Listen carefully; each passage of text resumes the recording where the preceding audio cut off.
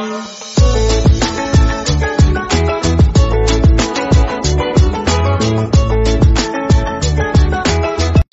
The lord. ప్రభువైన యేసుక్రీస్తు వారు ఈరోజు మనకు అందిస్తున్నటువంటి వాగ్దానం యెషయా 28వ అధ్యాయం 9వ వచనం. ఆశ్చర్యకరమైన ఆలోచన శక్తియు అధిక బుద్ధియు అనుగ్రహించువాడు ఆయనే. ఉత్తర ఇశ్రాయేలుకు హెచ్చరికలు. షోమ్రోనును చూడండి, ఎఫ్రాయిము తాగుబోతులు ఆ పట్టణాన్ని గురించి గర్విస్తున్నారు.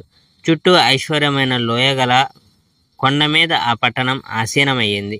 షోమ్రోను ప్రజలు తమ పట్టణం అందమైన పూల కిరీటం అనుకుంటున్నారు, కానీ వారు మద్యంతో మత్తెక్కి ఉన్నారు. మరియు అందమైన ఈ కిరీటం కేవలం చేస్తున్న ఒక మొక్క మాత్రమే.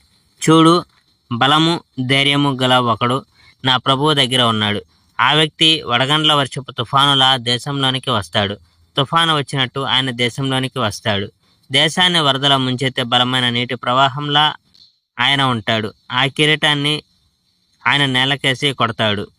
ఎఫ్రాయిము తాగుబోతులు తమ అందమైన కిరీటం గురించి గర్విస్తున్నారు, కానీ ఆ పట్టణం కాళ్ళ కింద తొక్కబడుతుంది. చుట్టూ ఐశ్వర్యవంతమైన లోయగల ఆ పట్టణం ఒక కొండ మీద ఆసనమై ఉంది. అయితే ఆ అందాల పూల కిరీటం కేవలం చేస్తున్న ఒక మొక్క మాత్రమే.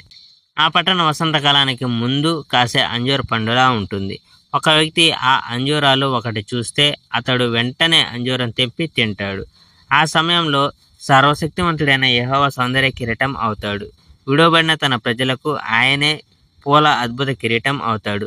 అప్పుడు ప్రజలకు తీర్పు తెచ్చే న్యాయమూర్తులకు యెహోవా జ్ఞానం ప్రసాదిస్తాడు. పట్టణ ద్వారం దగ్గర యుద్ధాలలో ఉండే ప్రజలకు యెహోవా బలం ప్రసాదిస్తాడు. కానీ ఆ నాయకులు ఇప్పుడు తాగి మత్తులుగా ఉన్నారు.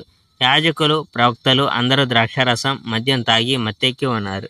వారు తూలి పడుతున్నారు. ప్రవక్తలు వారి దర్శనాలు చూసినప్పుడు మత్తులుగా ఉన్నారు. న్యాయమూర్తులు వారి నిర్ణయాలు చేసేటప్పుడు మత్తులుగా ఉన్నారు. ప్రతి బల్ల వార్తలతో నిండిపోయింది. ఎక్కడా శుభ్రమైన స్థలం లేదు. Praise the Lord. May God bless our India.